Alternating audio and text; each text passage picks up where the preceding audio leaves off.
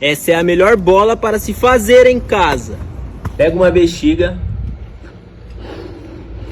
Agora vamos usar uma fita, pegar na bexiga e ir modelando ela. Vamos deixar no formato mais redondo possível. Aqui já está pronto, agora vamos usar papel. Pode ser jornal, folha, o que você tiver aí, tá bom? Deixar bem embalada assim.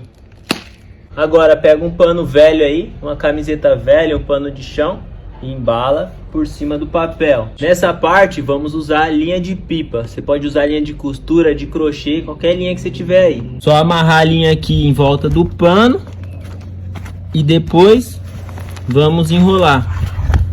Vamos pegar uma sacolinha, colocar dentro, dar um nó e colocar dentro de outra sacola. Quanto mais camadas de sacola e papel vocês fizerem, mais pesada essa bola vai ficar. Agora é só modelar a sacola no formato da bola, que ela vai ficar pronta. Bola pronta, agora só jogar.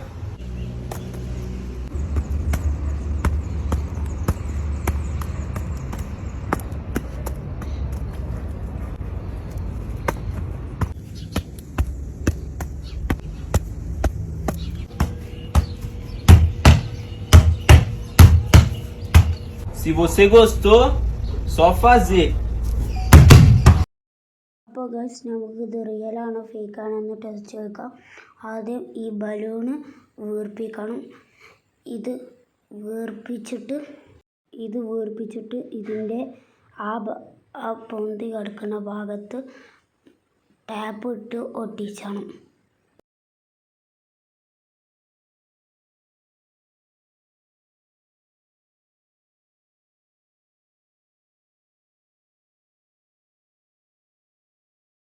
ഇത് കഴിഞ്ഞിട്ട് ഈ ബലൂൺ മുഴുവൻ കവറിട്ട് പൊതിയണം.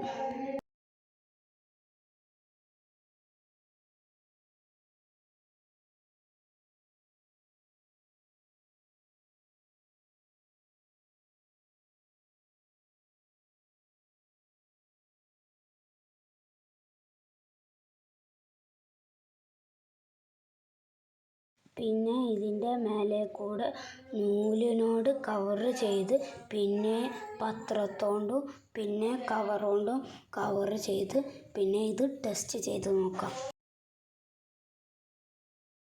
അപ്പോൾ ഇത് റിയലാണ് ഗൈസ്.